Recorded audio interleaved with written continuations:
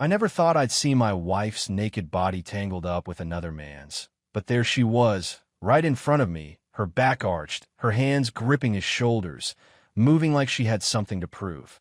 I should have left the second I saw them. Should have turned around, walked out, and burned the memory from my mind before it could sear itself into my skull forever. But I didn't. I stood there, frozen, my heart hammering so hard it felt like my ribs would crack under the pressure, my breath caught somewhere between rage and disbelief. The sounds they were making, the moans, the ragged breathing, the murmured words I was never meant to hear, filled the room like a sick symphony of betrayal. It was supposed to be a normal night. Emily had told me she was going out with friends, some dinner thing, maybe drinks after. She kissed me on the cheek before leaving, smiling like she always did, like nothing in our world had changed. But something had been gnawing at me for weeks, an itch I couldn't scratch, a feeling in my gut that wouldn't settle no matter how much I tried to ignore it. So when she left, I waited exactly 15 minutes, grabbed my keys, and followed. I wasn't even sure what I was looking for, wasn't sure if I wanted to find anything at all. But I had to know. I trailed her car at a distance, every part of me screaming that I was being ridiculous, that I'd feel like an idiot when she actually showed up at the restaurant she said she was going to. But she never did. Instead, she turned down a side street, then another, until she pulled into the driveway of a house I'd never seen before. My hands clenched the steering wheel so tight my knuckles turned white as I parked down the street, watching her step out of the car with an ease that told me this wasn't the first time she had been here. She knocked once, and the door swung open almost instantly. A man stood there, shirtless, grinning as he pulled her inside without hesitation. The way she laughed, the way her hands slid up his arms, it was the kind of touch that belonged to lovers, to people who couldn't get enough of each other. I don't know how long I sat there, gripping the steering wheel, feeling my whole body pulse with something between fury and heartbreak. I should have left then, should have just accepted what I saw, but instead I got out of the car, walked up the driveway, and found the door wasn't even locked. I didn't knock. I didn't hesitate. I stepped inside, moved through the unfamiliar hallway, and followed the sounds that would haunt me for the rest of my life. And that's when I saw them. I don't know how long I stood there, staring at them, my brain refusing to accept what my eyes were seeing. My hands felt numb, my body locked in place, my breath shallow and ragged as if I had forgotten how to inhale properly. The room smelled like sweat and something else, something intimate, something that didn't belong to me. My legs felt like they weren't mine anymore, like they might give out if I moved even an inch. I wanted to scream, to shout her name so loud that the walls would shake, but no sound came out. It was as if my body had decided to shut down everything except the ability to witness my wife betraying me in real time. The bastard she was with hadn't even noticed me yet, too caught up in the moment, too focused on the woman I had spent the last 11 years of my life with. But Emily saw me, her eyes locked onto mine, her expression going from pleasure to panic so fast that it almost didn't seem real. Her whole body went stiff, her hands pushing against him, trying to create distance, but it was too late. There was no erasing what I had just seen, no pretending this wasn't happening. She scrambled to cover herself, grabbing at the sheets, her mouth opening and closing as if she was trying to find the right words, but there weren't any. Nothing she could say would undo this. The man finally turned his head, looking over his shoulder with a confused expression. Then his face changed the second he realized who I was. He didn't know what to do, whether to move or stay put, his body frozen mid-action like he had been caught committing a crime, which in a way he had. I took a step forward, every muscle in my body tense, my fists clenched so tight that my nails dug into my palms. My voice came out low and controlled, even though I felt anything but calm. "Get up." Emily flinched at the sound of my voice, her eyes wide, her breathing uneven as if she was the one who had just been blindsided. The man hesitated, his gaze flicking between me and her, waiting for some kind of signal, some kind of instruction like he needed permission to react. He wasn't some stranger. I knew him. I had met him before, talked to him, shook his damn hand. The realization made my stomach churn. This wasn't some faceless nobody. It was Jason, a guy from her work, someone she had casually mentioned in passing more than once. I took another step closer, my eyes locked onto him. I said, "Get up." He moved slowly, cautious, like he thought I might lunge at him if he made any sudden movements. He grabbed his pants off the floor, fumbling as he tried to pull them on, his hands shaking just enough for me to notice. He wasn't some confident alpha male who had stolen my wife away. No, he was just another coward who had gotten comfortable sneaking around in the dark. He stood there, half-dressed, looking at Emily for some kind of direction, but she had nothing to give him. She was still clutching the sheets around her, her shoulders hunched, her expression torn between shame and fear. "Get the fuck out," I said, my voice sharp, unwavering. Jason didn't argue. He didn't try to explain or apologize. He just grabbed the rest of his clothes and hurried out of the room like a scared animal, his bare feet slapping against the wooden floor as he disappeared down the hallway. The front door opened and slammed shut behind him, leaving only the sound of my heavy breathing and Emily's soft, uneven gasps as she tried to process the mess she had just created. For a moment, neither of us moved.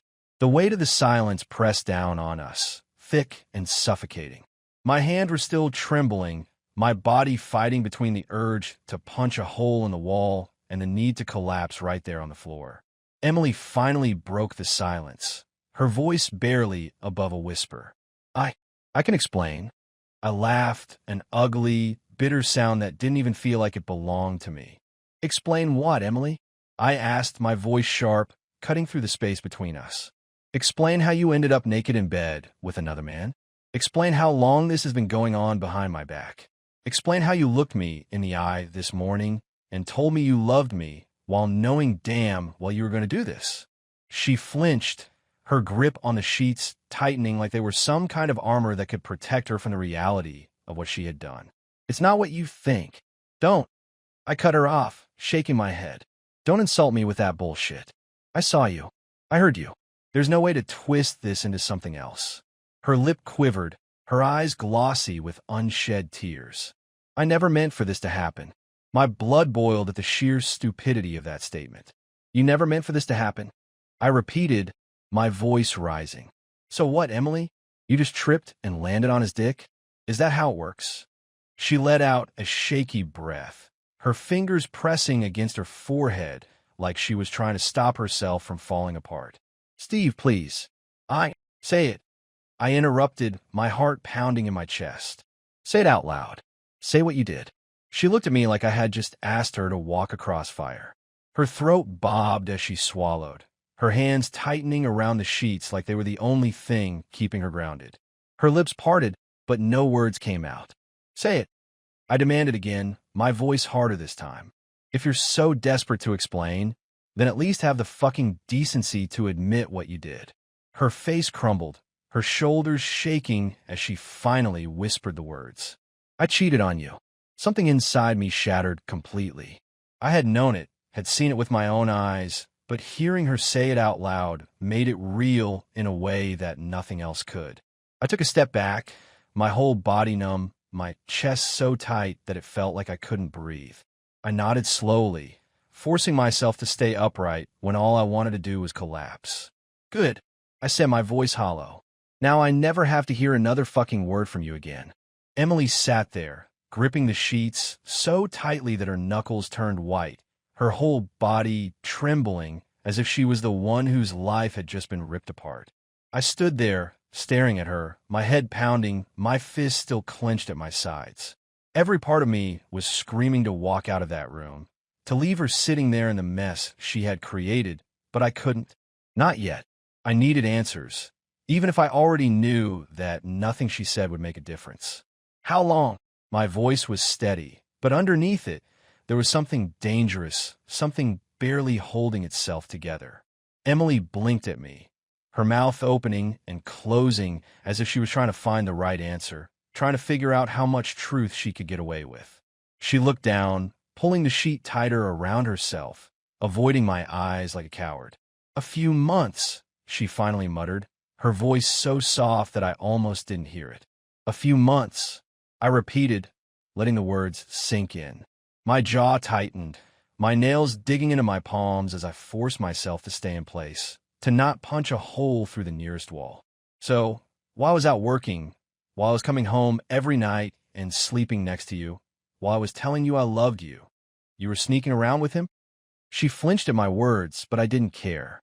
She deserved to feel every ounce of pain that was ripping through me. It wasn't like that, she whispered, shaking her head. I let out a sharp, humorless laugh, my hands running through my hair as I paced the room. It wasn't like that? Are you fucking serious? I just walked in on you with him, Emily. I just watched you. I stopped myself, my stomach twisting. I couldn't even say it. The image of them together was already burned into my mind, and no matter how much I wanted to, I'd never be able to erase it. She looked up at me, her eyes wet, her lips pressed together like she was trying to keep herself from crying. I didn't plan this, she said weakly. I didn't mean for it to happen.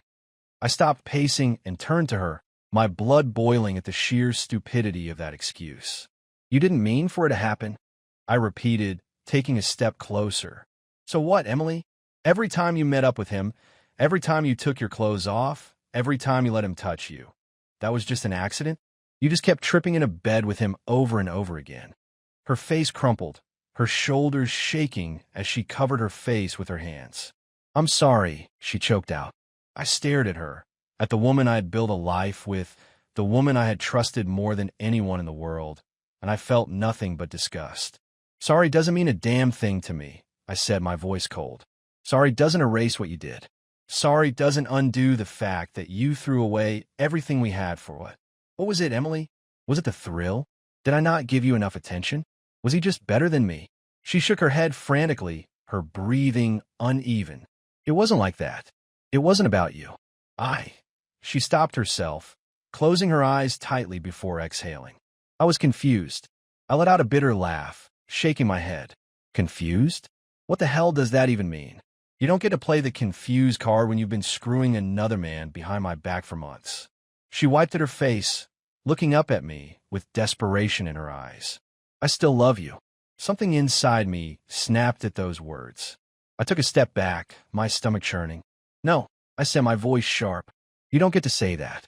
You don't get to sit there and tell me you love me when you've been fucking someone else. She inhaled sharply, flinching as if I had struck her, but I didn't care. She needed to hear this. She needed to understand exactly what she had done. I gave you everything, I continued, my voice rising. I built my life around you. I trusted you.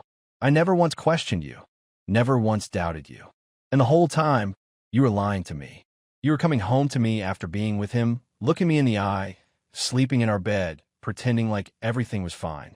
Her face twisted in anguish, but I refused to feel any sympathy for her. I didn't want to hurt you, she whispered. I clenched my jaw so hard it hurt. But you did, Emily. You fucking did. The silence that followed was deafening. She sniffled, wiping at her face again, her entire body shaking.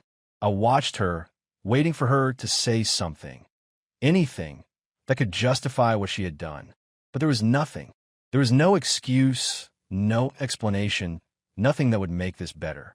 I took a deep breath, forcing myself to stay calm. I need you to tell me something, I said, my voice low. If I hadn't caught you tonight, would you have ever told me? She hesitated. That tiny pause told me everything I needed to know. I let out a breath, nodding slowly, feeling the final piece of whatever was left between us break apart. That's what I thought, I said, turning toward the door. Wait, she said quickly, her voice desperate. Please don't go. We can fix this. I can fix this. I stopped in my tracks, my hand gripping the doorframe.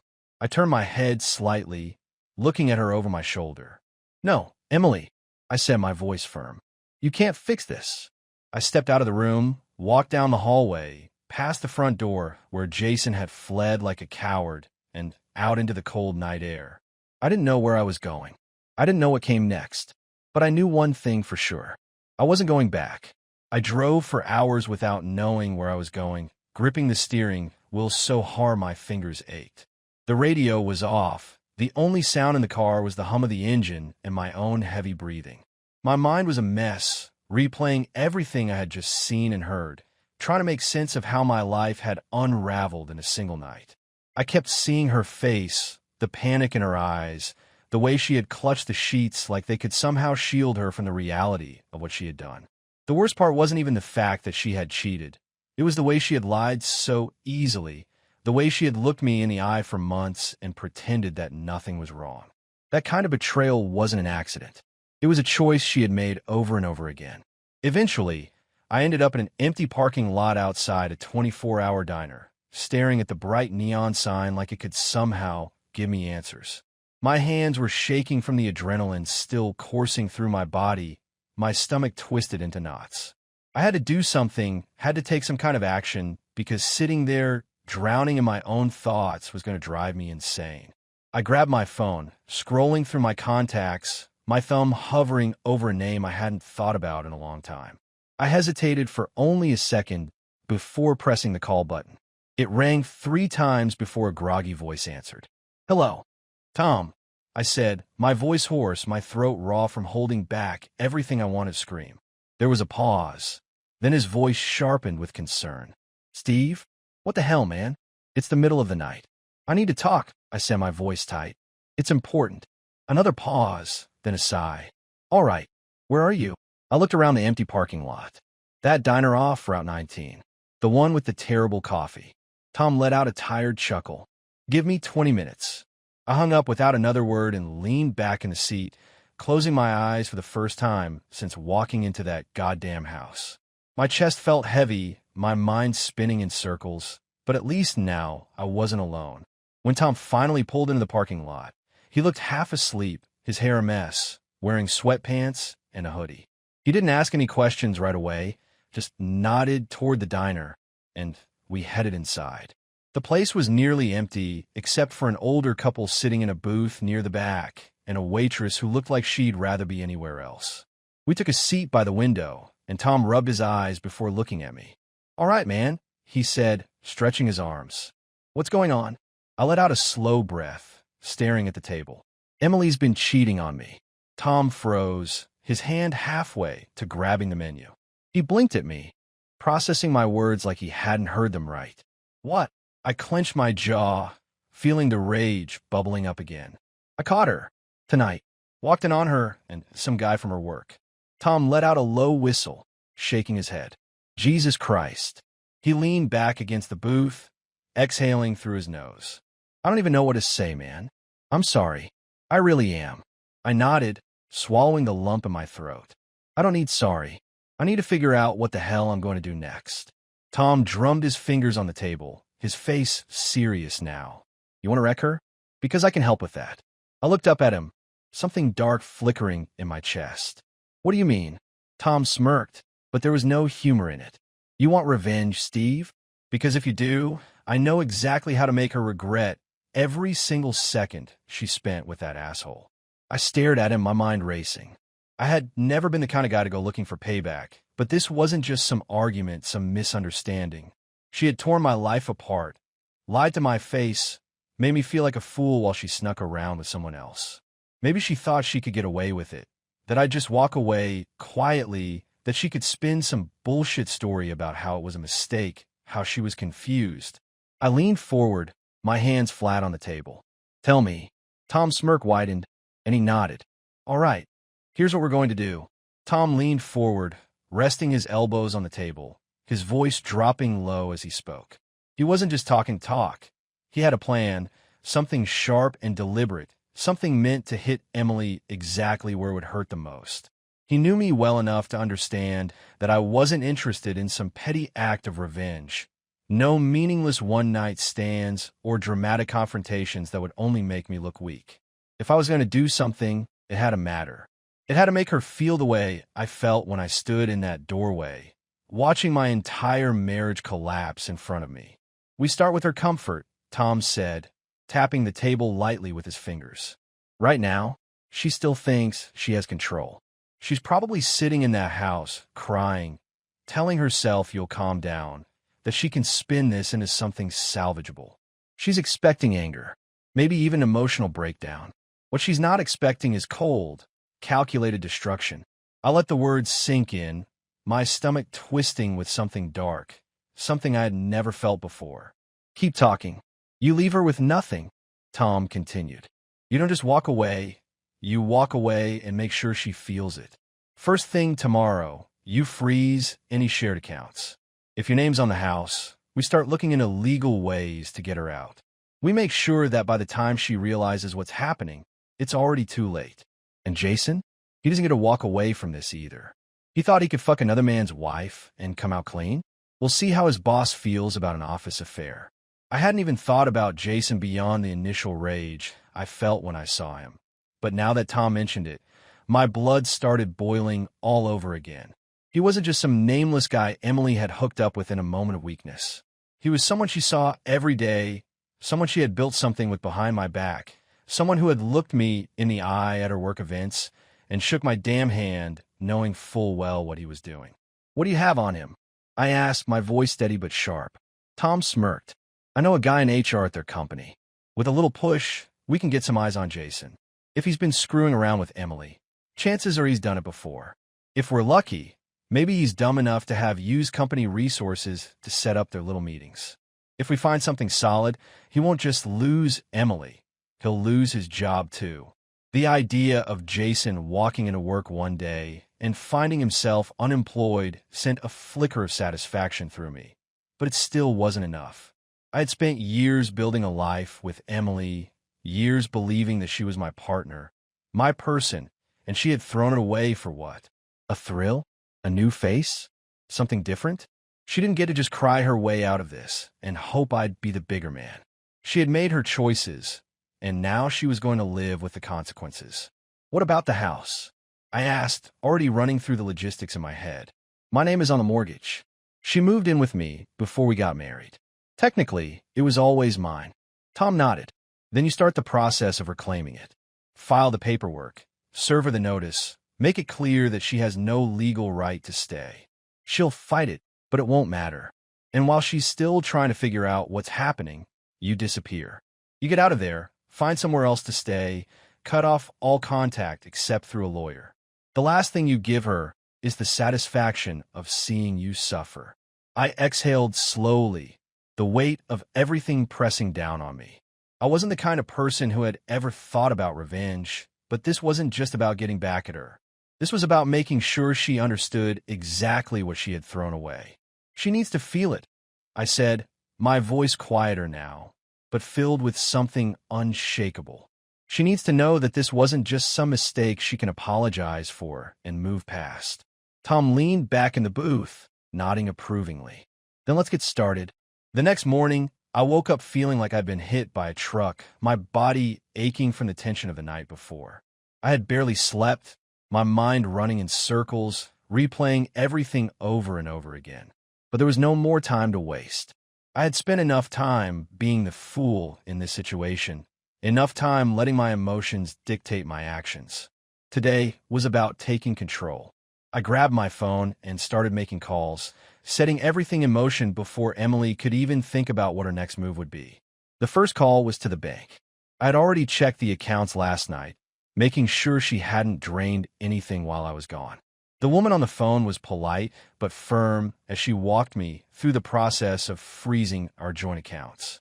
It didn't take long, 20 minutes and a few security questions later, and Emily no longer had access to any of the money we had saved together. Whatever she had in her personal account was hers to survive on, but everything else, gone. The second call was to my lawyer. I hadn't spoken to him in years, not since we bought the house, but he didn't ask too many questions when I told him I needed to file for divorce immediately. He told me to come in that afternoon to go over the paperwork, and I agreed. I wanted this done as fast as possible. By the time I finished, my coffee was cold, and my phone was buzzing with missed calls from Emily. She had finally realized what was happening. I didn't bother listening to the voicemails. Instead, I texted her a simple message.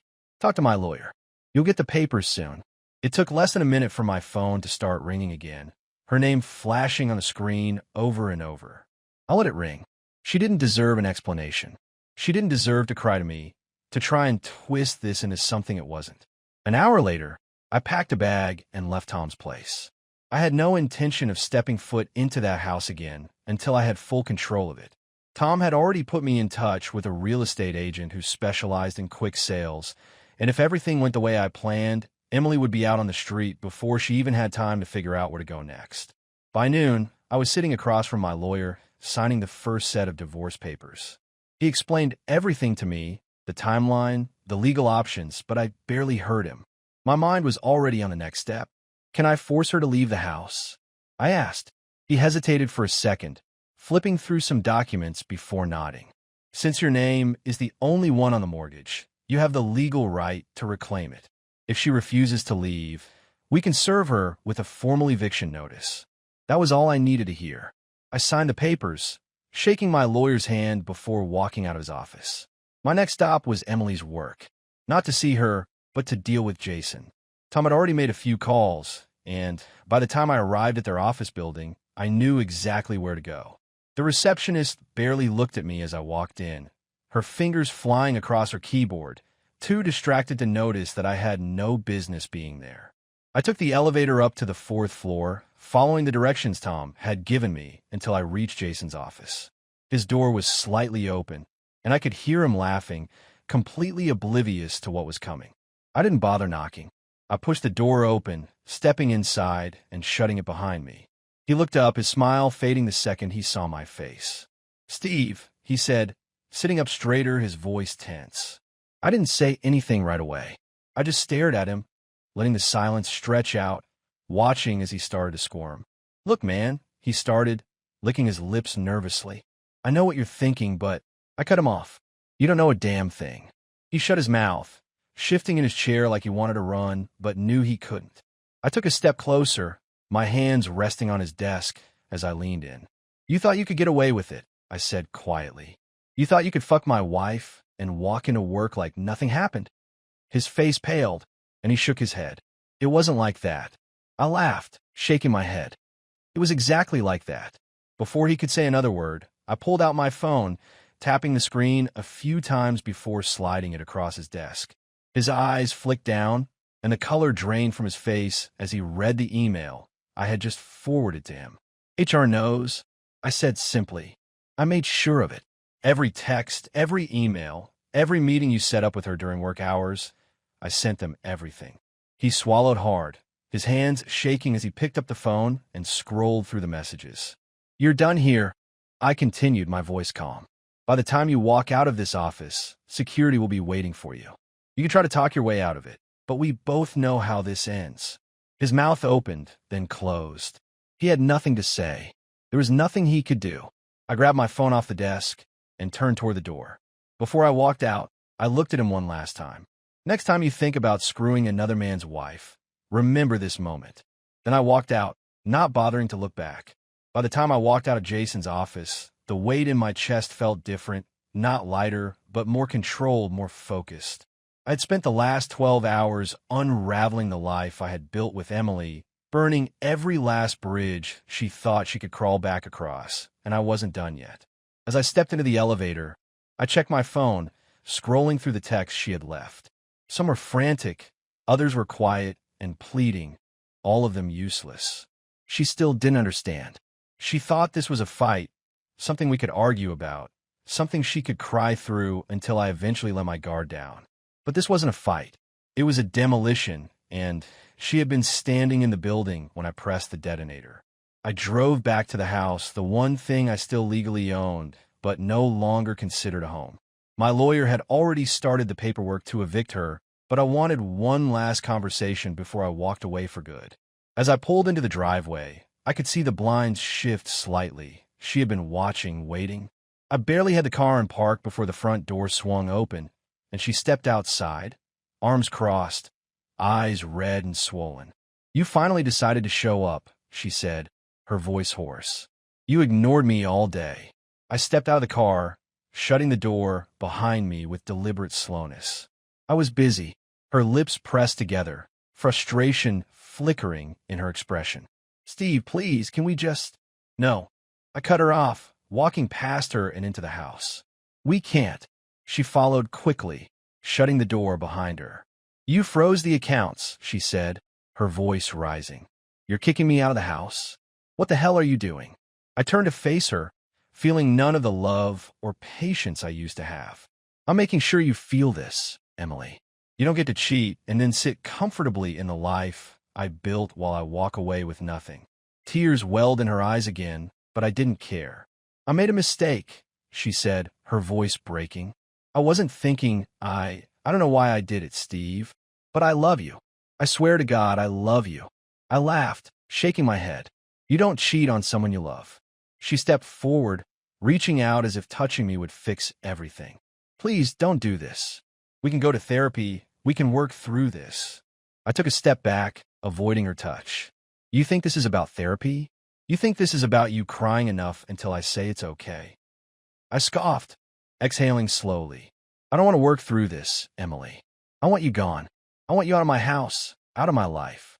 I don't care where you go. I don't care what you do, but you're not staying here. She shook her head, panic settling in now. Steve, please. We've built so much together. You can't just throw it all away. I stared at her, letting the silence stretch until I could see the exact moment she realized she had lost. You threw it away the second you let him touch you. Her body sagged slightly, her breath shaky as she ran a hand through her hair. Where am I supposed to go? I shrugged, walking toward the staircase. Not my problem. I made my way upstairs to grab the last of my things, leaving her standing there, crying into her hands.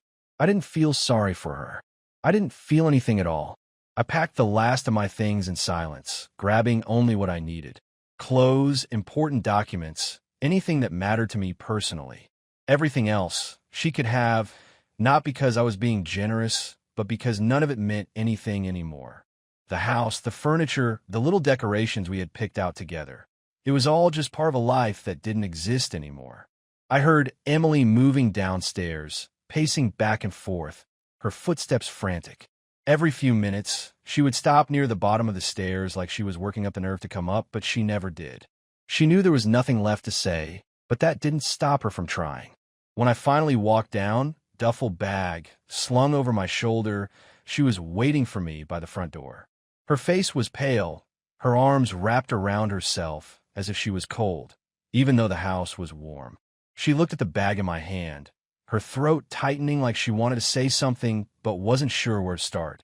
I stopped a few feet away, watching her carefully, waiting.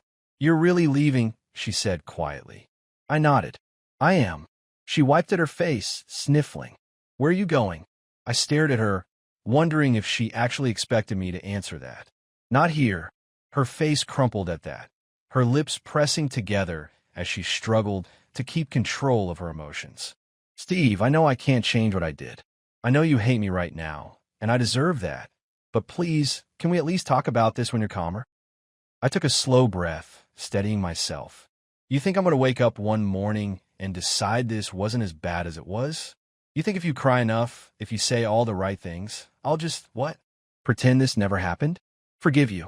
She swallowed hard, shaking her head. No, you don't get it. I interrupted, my voice steady. There is no talking about this. There is no working through it. This isn't some fight we had where I need to cool off. You ended this, Emily. The second you made that choice, you ended everything. You don't get to decide what happens next. Tears welled in her eyes again, but I wasn't going to comfort her. That wasn't my job anymore. I don't know what to do, she whispered. I shrugged, shifting the bag on my shoulder. Figure it out. She took a step forward, her hands shaking. Steve, please. I didn't move. Goodbye, Emily. Without waiting for her to respond, I turned and walked out, shutting the door behind me. The cold air hit me as I stepped onto the porch, but I welcomed it. I didn't look back. I didn't need to. Whatever was left behind, that door wasn't mine anymore. I walked to my car, feeling the weight of everything pressing down on me, but I didn't stop moving. The night was quiet except for the sound of my own footsteps, and I could feel her eyes on me from the window, watching, waiting, probably hoping I would turn around. I didn't. I opened the door, threw my bag onto the passenger seat, and slid in behind the wheel. My hands gripped the steering wheel as I stared ahead, taking one last deep breath before turning the key. The engine rumbled to life, and I pulled out of the driveway without hesitation, not sparing a single glance back at the house I had once considered my home. The first few minutes on the road felt surreal, like I was moving through a world that didn't feel real yet. I had no destination in mind, just the knowledge that I couldn't stay there any longer. My phone buzzed in the cup holder, but I ignored it. I already knew who it was. Emily wasn't going to give up that easily, but it didn't matter. I had said everything I needed to say. There was nothing left for me in that house. Nothing left for me in that marriage. It was over. I drove for nearly an hour before finally pulling into a small parking lot near the edge of town. It was an old motel, the kind that had seen better days, but it didn't matter. I just needed somewhere to sleep, somewhere to clear my head. I checked in without paying much attention to the clerk's bored expression, took the key, and headed straight to my room. The door creaked as I pushed it open, revealing a space that was as forgettable as I expected. Beige walls, a cheap bed, a small TV in the corner. It wasn't home, but it was enough for now. I sat on the edge of the bed, staring at the floor, letting everything settle. The past 24 hours have been a blur of anger, decisions, and finality, but now that I was alone, the exhaustion hit me like a brick. I leaned forward, resting my elbows on my knees, my hands running through my hair as I exhaled slowly. I wasn't sad. I wasn't relieved. I was just empty. The phone buzzed again, lighting up with another call from Emily. I reached for it, staring at the screen, watching her name flash for a few seconds before it stopped. A minute later, a new message appeared. "Please just talk to me." I turned the phone off and tossed it onto the nightstand. She had done enough talking. Morning came too fast, the light creeping through the cheap motel curtains as I sat awake on the edge of the bed, staring at the blank wall in front of me. Sleep had been impossible. Every time I closed my eyes, my mind dragged me back to the night before, to Emily's face, her pleading, her excuses, the raw panic when she realized she had lost everything.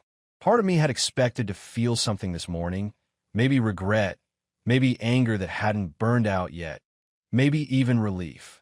Instead, there was nothing, just an empty space where something used to be. I grabbed my phone off the nightstand, turning it on for the first time since last night. The screen lit up with a flood of notifications, missed calls, voicemails, texts, all from Emily. I scrolled through them without opening any. Some were desperate, begging me to talk to her. Others were frustrated, asking how I could do this to her. And the last few were quiet, as simple. "I'm sorry. Please just say something." I deleted them all. Tom had sent me a message, too. "Let me know where you are." "You good?" I typed out a response. "I'm fine. Leaving town for a bit." His reply came fast.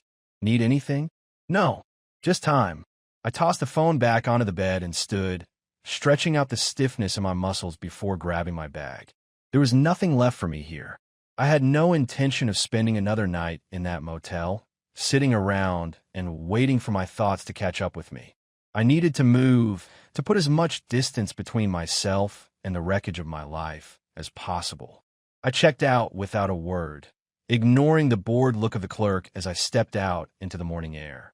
I drove without a destination, my hands gripping the wheel as the town faded behind me.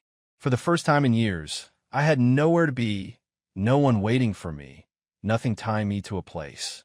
It should have been freeing, but all it felt like was unfamiliar. I had spent over a decade building something that was supposed to last forever, only to realize too late that I had been the only one who believed in it.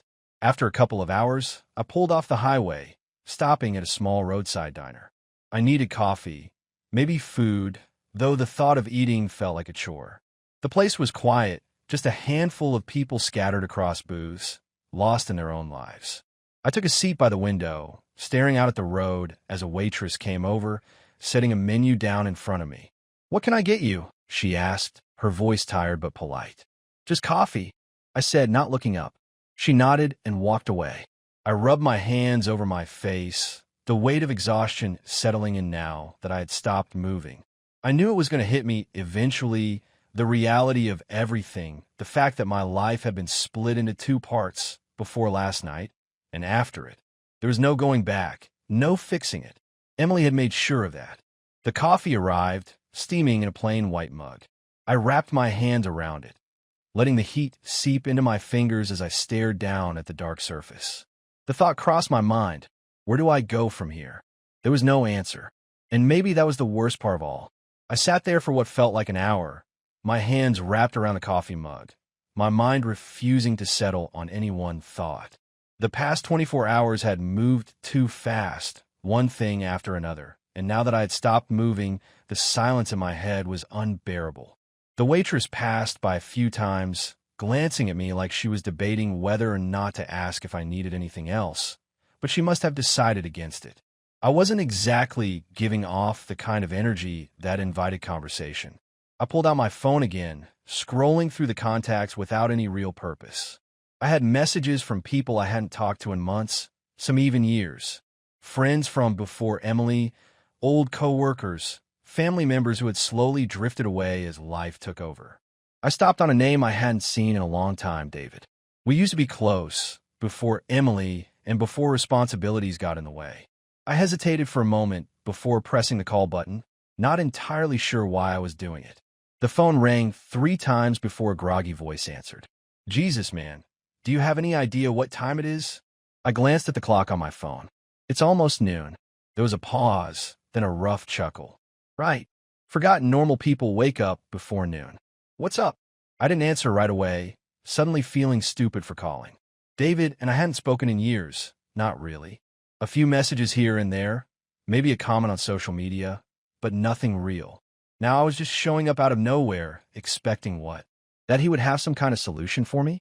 Steve, he said, his voice more awake now. I exhaled, rubbing the bridge of my nose. Emily cheated on me. Silence. It stretched on just long enough for me to wonder if the call had dropped, but then David spoke again, his voice sharper now. What? I swallowed, feeling the weight of the words again now that I'd said them out loud. Caught her with some guy from her work. Left last night. Froze the accounts, started the divorce paperwork. She's out of my life. There was a long breath on the other end, then a low whistle. Shit, man. Yeah. Another pause, then the sound of movement like he was getting out of bed. Where are you? I looked around the diner, realizing I had no real answer. Nowhere. I just started driving. Good, he said immediately. Keep driving. You need to get out of there. I frowned, shifting in my seat. That's the plan. No, I mean really out of there, David said. Come down to Texas. Stay with me for a bit. I hadn't expected that. Texas? Yeah. What else do you have tying you to that place? He asked. Your house? You already said you're getting rid of it. Your job? You could get one anywhere. Your friends? If they're worth a damn, they'll still be your friends no matter where you go. So tell me, why the hell are you still sitting in a diner thinking about a life that doesn't exist anymore? I didn't answer because I didn't have one. David sighed, like he already knew he had one. Come down here, man. Get a fresh start. Get some distance. You don't need to figure everything out right now, but at least give yourself some space to breathe. I stared down at the coffee, my mind surprisingly blank. Texas. A fresh start. A way to get away from everything, from Emily, from the memories, from the mess I didn't want to deal with. It wasn't a bad idea. I nodded to myself, finally making a decision. All right, David laughed, the sound genuine. Good. Get in the car and start driving. I'll be here when you get here. I ended the call and sat there for a few more minutes, letting the decision settle. Then I stood up, dropped a few bills on the table, and walked out the door. Texas it was. The road stretched ahead of me, endless and unfamiliar, a straight path leading away from everything I'd spent years building. I had filled up the tank before leaving town, grabbed a few snacks from a gas station, and now I was just driving, watching the miles roll by without any real sense of time. Texas was a long way from where I started, but that was the point. The more distance I put between myself and Emily, the less power she had over me. She had already lost me, but now I was making sure she lost any access to the version of me that had ever cared. The phone buzzed in the cup holder, but I didn't look at it. I knew who it was, and I knew nothing she had to say mattered anymore. Emily had tried calling all morning, leaving voicemails that I refused to listen to, sending messages that I deleted without reading. She had made her choices, and now she had to live with them. I didn't owe her a conversation, an explanation, or a single second of my time. I had given her more than enough already. Hours passed, the scenery changing from city highways to long stretches of empty land, the sun high in the sky, the heat pressing against the windows. I stopped only when I had to, gas stations, rest stops, places where I could stretch my legs and clear my head before getting back on the road. The silence in the car was comfortable now, no longer heavy with unanswered questions. There was nothing left to figure out. I wasn't trying to make sense of what happened anymore. I was just moving forward. By late evening, I pulled into another gas station, filling up the tank again before grabbing a bottle of water and some food. The place was quiet, only a few other cars parked near the pumps, the store nearly empty.